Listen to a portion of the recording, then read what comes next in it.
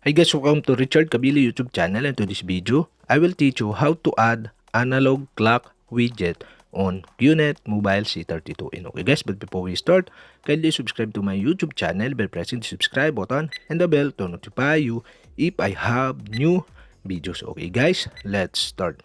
So okay guys, to add the analog clock widget, you have to do is press and hold on your screen to see the widget. Okay, tap the widget below. And here, okay, you can find the analog clock widget. Okay, you can slide to the left or to the right to find the widget. Okay, and okay guys, okay, you can see the analog clock widget.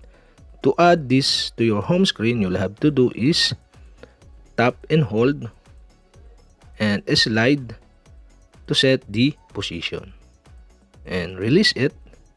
And that's it. We have successfully add analog clock widget on Qnet Mobile C32. And okay guys, if you have a question, kindly comment below. And don't forget to hit the subscribe button and the bell to notify you if I have new videos. Okay guys, thank you for watching.